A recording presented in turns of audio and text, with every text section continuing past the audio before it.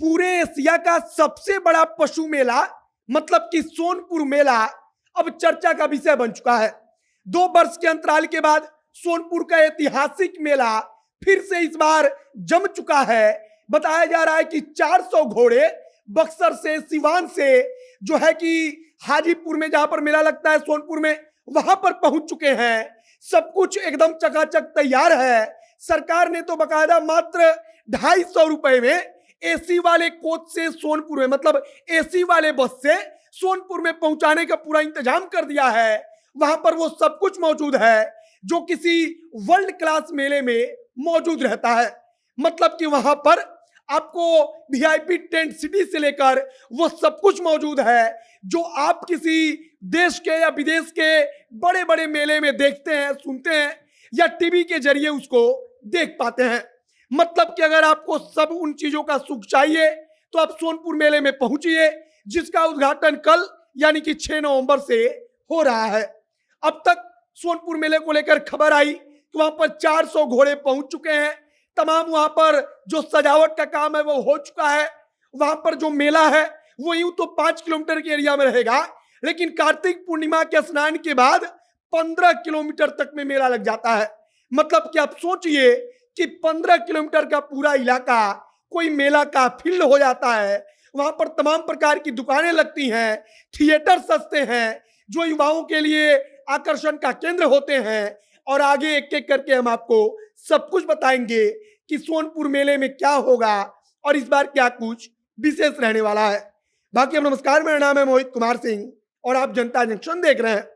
सबसे पहली बात कि सोनपुर का मेला विशेष तौर पर चर्चा का विषय इसलिए बन गया है क्योंकि 2 वर्षों के अंतराल के बाद मेले का इस बार उद्घाटन हो रहा है।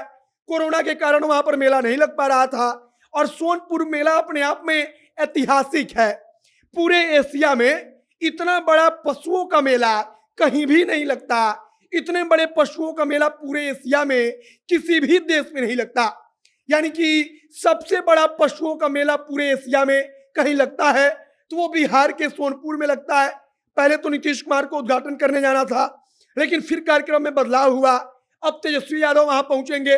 अब 400 घोड़ों की बात हम कर रहे थे तो वहां पर घोड़ों के जो है कि खरीदा जाता है, बेचा जाता है और यह सब कुछ बड़ा ही प्रसिद्ध है।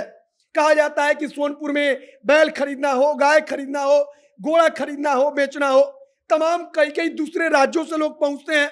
और इसी प्रकार से बलिया से, बक्सर से, सिवान से कहा जा रहा है कि 400 घोड़े अब तक मेला में पहुंच चुके हैं। वहां पर घोड़े लाकर लोग उसको सजा धजा कर तैयार करके खड़ा कर रहे हैं, जिससे कि वहां पर ग्राहक आए और वो अपने घोड़े को बेच सके। सोनपुर मेले के बारे में आपको हम आगे और बताते चले कि सरकार का जो पर्यटन विभाग है, जिसे तेजस्वी यादव संभाल रहे हैं, उनकी तरफ से विशेष तौर पर इंतजाम है। जो सरकार की तरफ से बसें चलाई जा रही हैं, मात्र 251 रुपए में आप राजधानी पटना से सोनपुर मेले में पहुंच सकते हैं। वो भी एसी वाले जो कोच होते हैं, जो बस होते हैं, उसमें बैठकर। इसके अलावा पैसे के हिसाब से वहां पर सब सुविधा उपलब्ध है। आप समझ लीजिए कि वहां पर पूरा का पूरा एक अस्थायी टेंट सिटी का निर्माण हो चुका है। वहां पर आप पैसे दे करके हर सुख सुविधा के साथ रह सकते हैं, आप मेले का आनंद उठा सकते हैं। फिलहाल सोनपुर मेले को लेकर चर्चा तेज है। इस बार मेले में बॉलीवुड की जो गायिका है मशहूर ऋचा शर्मा, जिनका गाना आप लोगों को शायद याद भी होगा कि बिल्लो रानी कहो तो अभी जान दे दूं, वो ऋचा शर्मा भी आएंगी।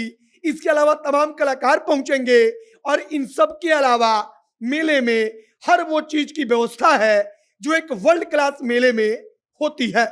कुल मिलाकर बिहार सरकार की तरफ से, पर्यटन विभाग की तरफ से कोशिश हुई है कि इस मेले को और ऐतिहासिक बनाया जाए और भव्य बनाया जाए, और उसकी तैयारी, उसकी झलक अब सबको दिखने लगी है। फिलहाल सोनपुर मेले में जाने के लिए हर जगह से, हर जिले से कि जो सरकार है उसकी तरफ से विशेष गाड़ी मुहैया कराई जा रही है। राजधानी पटना से तो हमने आपको बताया कि मात्र 251 रुपए में आप एसी वाले बस में बैठकर सोनपुर जा सकते हैं, वहां पर घूमकर मेले का आनंद उठा सकते हैं। बाकी आगे सोनपुर मेले से अन्य जो कुछ जानकारी आएगी और कुछ नया अपडेट आएगा, सब कुछ जनता एक्शन के माध्यम से आप तक हम पहुंचाएंगे। वीडियो यहीं पर समाप्त करते हैं। वीडियो को शेयर कीजिएगा। कैमरे के पीछे विशाल खड़े हैं और मैं मोहित कुमार सिंह। बहुत बहुत धन्यवाद।